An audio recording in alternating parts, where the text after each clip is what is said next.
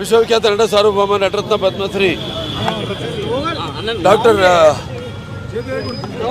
అలాగే తెలుగుదేశం పార్టీ వ్యవస్థాపకులు అందరికీ అన్న నందమూరి తారక రామారావు గారి యొక్క 29వ వర్ధంతిని పురస్కరించుకొని మరి ప్రతి సంవత్సరం శ్రీపతి రాజేశ్వర్ గారి యొక్క ఆయన ఉండగా ఆయన రామారావు గారు శివైక్యమయ్యాక లింగైక్యమయ్యాక పరమ ప్రతించాక ఈ ఎన్టీఆర్ అమర్ జ్యోతి ర్యాలీ ఇక్కడ నుంచి ఇక్కడ రసూల్పురా నుంచి అన్నగారి విగ్రహం నుంచి రామారావు గారి యొక్క ఘాట్ దాకా ప్రతి సంవత్సరం నిర్వహించడం జరుగుతుంది. దానికి ఆ తర్వాత శ్రీపతి రాజేశ్వర్ గారి తర్వాత ఆయన కుటుంబ సభ్యులు కూడా దీన్ని కొనసాగిస్తూ ఈ యొక్క కార్యక్రమాన్ని తలపెట్టడం అందరూ ఎంతో హర్షించేదగ్గ విషయం. ఎందుకంటే శ్రీపతి రాజేశ్వరరావు గారు నాన్నగారు తిరుగు రామారావు గారి గురించి చెప్పుకుంటారు. మా చిన్నాన్నగారు రామలక్ష్మణులని. ఆ తర్వాత తెలుగుదేశం పార్టీ పుట్టి శ్రామికుడి చెమటల్లో నుంచి, కార్మికుడి కరిగిన కండరాల్లో నుంచి, రైతన్నల రక్తంలో నుంచి, అలాగే నిరుపేదల కన్నీటి నుంచి, అలాగే కష్టజీవుల కన్నీటి మంటల్లో నుంచి, అన్నార్థుల ఆక్రందనలో నుంచి పుట్టింది తెలుగుదేశం అని ఆ నినాదంతో, అలాగే తెలుగుదేశం పిలుస్తుంది రా కదిలిరా అని ఆ ప్రపంచంతో మళ్ళీ ఒక రికార్డు స్థాయిలో పార్టీ స్థాపించిన 9 నెలలకే అధికారాన్ని చేజిక్కించుకోవడం. అప్పుడు ఆయనకి చలనచిత్ర పరిశ్రమ నుండి కూడా ఆయన ఆదరిస్తూ ఆయన కొలుస్తూ దేవుడిగా ఆయన కూడా అన్నిట్లో సినిమాల్లో అయితేనేమి, ఆ తర్వాత రాజకీయ రంగ ప్రవేశం చేశాక కూడా అభిమానులు ఆనాడు కార్యకర్తలుగా మారి ఆ తర్వాత మొత్తం రాష్ట్రం అంతా కూడా ఆయన ప్రపంచం ఆయన గాలి వీచి ఆనాడు తెలుగుదేశం పార్టీ అధికారంలోకి రావడం జరిగింది. అలాగే ఆ కుటుంబ సభ్యులు మరి ఆ కుటుంబ సభ్యులతో ఈరోజు మంది ఒక చాలా పెద్ద కుటుంబం.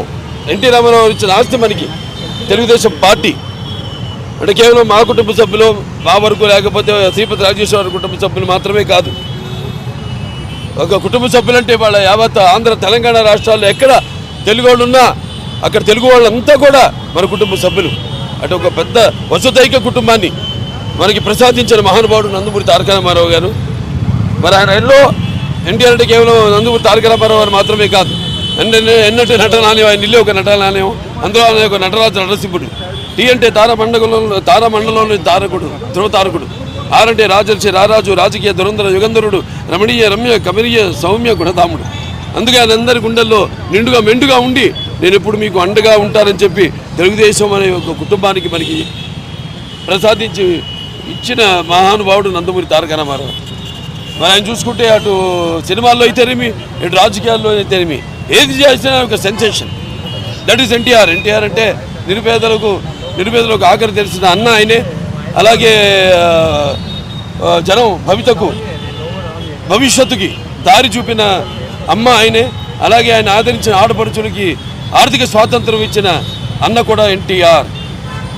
మరి అటువంటి ఎన్టీ రామారావు గారిని అంటే దేశంలోనే అటువంటి విప్లవం తీసుకొచ్చే స్వాతంత్రం తర్వాత మనం చూసుకుంటే అటువంటి విప్లవం తీసుకొచ్చిన నాయకుడు ఎవ్వరూ లేరు. ఇవాళ ఏ ప్రభుత్వం అయినా సరే ఆయన ప్రవేశపెట్టిన పథకాలు ఎంతో సాహసోపేతమైనవి, ఎంతో ఉపయోగకరమైనవి, అలాగే ఎంతో సానుకూలమైనవి ప్రజలకి.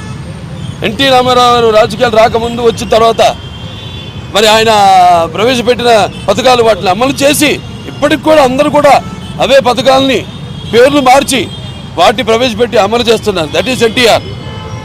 మరి నటుడుగా ఇక చెప్పాల్సిన లేదు.